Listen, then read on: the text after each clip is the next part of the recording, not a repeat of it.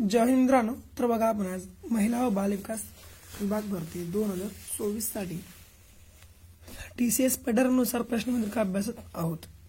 तर बघा खूपच महत्त्वाचे प्रश्नपत्रिका आहे, त्यामुळे नक्की व्हिडिओ शेवटपर्यंत पाहून घ्या आणि आपल्या चॅनलवर नवीन असाल नक्की चॅनल आपल्या सबस्क्राइब करून घ्या। महत्त्वाचं म्हणजे याबद्दल तुम्ही व्हिडिओ काही पाहिले नसेल ते सुद्धा पाहून घ्या, नक्कीच तुम्हाला उपयोगाला पडतील। त्याची सुद्धा तुम्हाला प्लेलिस्ट जी आहे मी खाली आपल्या डिस्क्रिप्शन बॉक्समध्ये तुम्हाला देऊन टाकतो प्लेलिस्ट। आता बघा पहिला प्रश्न काय आहे, चौदार तळ्याचा सत्याग्रह खालीलपैकी कोठे व केव्हा झाला होता? तर बघा चौदार तळ्याचा जो सत्याग्रह आहे ते खालीलपैकी कोठे व केव्हा झाला होता? तर महाड या ठिकाणी 1927 या 1927 मध्ये झाला होता। महाड या ठिकाणी 1927 मध्ये, जे की डॉक्टर बाबासाहेब आंबेडकर यांनी केली होती। डॉक्टर बाबासाहेब आंबेडकर यांनी हा सत्याग्रह केला होता। आणि बघा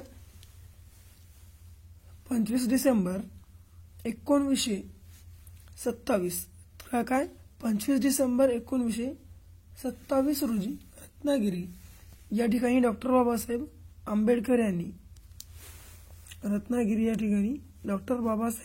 यांनी विषमतेचा पुरस्कार करणाऱ्या मनुस्मृतीचा दहन केला होता। मनुस्मृतीचे दहन त्यांनी इथे केले होते। आणि 1930 मध्ये नाशिक या ठिकाणी डॉक्टर बाबासाहेब आंबेडकर यांनी चौदार तळ्याचा सत्याग्रह केला होता। चौदार तळ्याचा सत्याग्रह त्यांनी केला होता, हे आपल्याला लक्षामध्ये ठेवायचं आहे। अशा छोट्या छोट्या बाबी। पुढे बघा, खालीलपैकी कोणते शहर गोदावरी नदीच्या काठावर वसलेले नाही? तर बघा या शहरांपैकी कोणते शहर जे आहे गोदावरी नदीच्या काठावर वसलेले नाही? तर योग्य उत्तर आहे पर्याय क्रमांक क रत्नागिरी। तर रत्नागिरी हे जे आहे शहर गोदावरी नदीच्या काठी वसलेले नाही।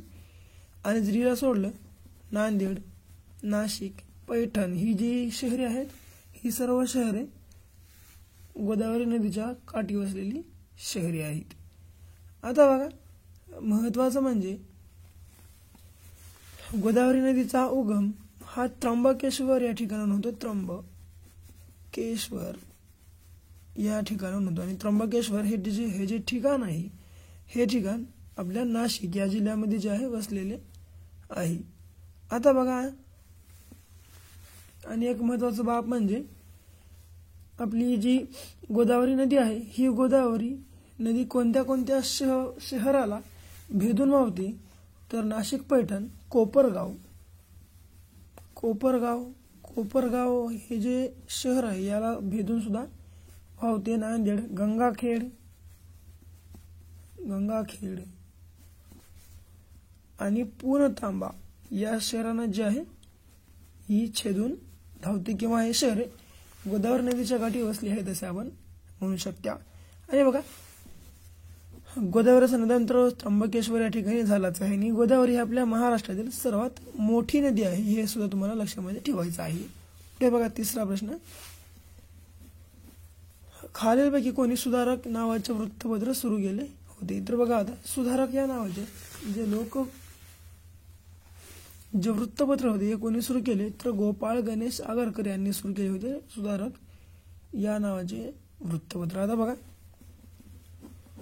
लोकमान्य टिळक यांनी केसरी व मराठा या नावाचे जे आहे वृत्तपत्र सुरू केले होते। केसरी व मराठा या नावाचे वृत्तपत्र यांनी सुरू केले होते। डॉक्टर बाबासाहेब आंबेडकरांनी जनता बहिष्कृत भारत हे जे वृत्तपत्र आहे त्यांनी सुरू केले होते, हे सुद्धा तुम्हाला लक्षामध्ये ठेवून घ्यायचं आहे। पुढे महात्मा गांधी यांनी यंग इंडिया हे जे आहे वर्तमानपत्र यांनी चालवले होते। महात्मा गांधी यांनी लक्षामध्ये ठेवून घ्या, छोट्या छोट्या बाबी आहेत। महाराष्ट्रातील पहिले पुस्तकांचे गाव कोणते आहे? तर बघा आपल्या महाराष्ट्र राज्यातील पहिले पुस्तकांचे गाव म्हणून कोणते गाव घोषित करण्यात आले आहे? तर पुस्तकांचे गाव म्हणून पहिले भिलार जे आहे हे गाव घोषित करण्यात आले आहे। बघा या भिलार गावाची जी निर्मिती आहे पुस्तकाचे गाव म्हणून कधी करण्यात आली? तर 1 मे 2017 रोजी जे हे पुस्तक पहिले पुस्तकाचे गाव आपल्या महाराष्ट्रातील म्हणून निर्मिती करण्यात आली. हे भिलार हे सातारा या जिल्ह्यातील महाबळेश्वर या तालुक्यामध्ये आहे. हे सुद्धा तुम्हाला लक्षामध्ये ठेवायचं आहे. छोट्या छोट्या बाबी आहेत, लक्षात ठेवून घ्या. आणि पाचगाव हे आपल्या महाराष्ट्रातील पहिले वायफाय देणारे गाव आहे. हे सुद्धा तुम्हाला लक्षामध्ये ठेवायचे आहे. पुढे बघा आता, केदारनाथ हे ज्योतिर्लिंग कोणत्या राज्यात आहे? तर बघा केदारनाथ हे जे ज्योतिर्लिंग आहे ते कोणत्या राज्यामध्ये आहे ते आपल्याला सांगायचं आहे. तर त्याचे योग्य उत्तर काय आहे? पर्याय क्रमांक अ, उत्तराखंड या राज्यामध्ये आहे. आता बघा गुजरात, तर गुजरात या राज्यामध्ये सोमनाथ हे ज्योतिर्लिंग आहे. पुढे मध्य प्रदेश, तर मध्य प्रदेश या राज्यामध्ये ओंकारेश्वर हे ज्योतिर्लिंग आहे. ओंकारेश्वर. तर उरलं काय आता तमिळनाडू, तर तमिळनाडूमध्ये आहे रामेश्वरम हे ज्योतिर्लिंग. आता बघा ज्योतिर्लिंगाचा विचार केला तर आपल्या भारतामध्ये एकूण 12 ज्योतिर्लिंग आहेत. त्या 12 ज्योतिर्लिंगापैकी आपल्या महाराष्ट्रामध्ये एकूण 5 ज्योतिर्लिंगे आहेत. हे सुद्धा तुम्हाला लक्षामध्ये ठेवायचं आहे. या 5 ज्योतिर्लिंगापैकी मराठवाडा या प्रशासकीय विभागामध्ये 3 ज्योतिर्लिंग येतात. जर राजधानी विचारलं तर उत्तराखंडची राजधानी ही देहरादून ही आहे. गुजरातची गांधीनगर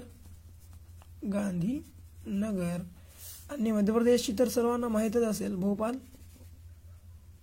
भोपाल आणि तमिळनाडूची राजधानी ही चेन्नई. हे तुम्हाला सर्वांना लक्षामध्ये ठेवायचं आहे. छोट्या छोट्या बाबी. पुढे ICS परीक्षा दिल्ली व लंडन येथे एकाच वेळी घेण्याचा निर्णय कोणत्या वर्षी घेण्यात आला? तर बघा ICS जी परीक्षा आहे इंडियन सिव्हिल सर्व्हिस ही दिल्ली व लंडन या दोन्ही ठिकाणी एकाच वेळी घेण्याचा निर्णय कोणत्या वर्षी घेण्यात आला? तर 1923 या वर्षी घेण्यात आला होता. शेवटचा प्रश्न, the rice of Maratha power हा ग्रंथ कोणी लिहिला?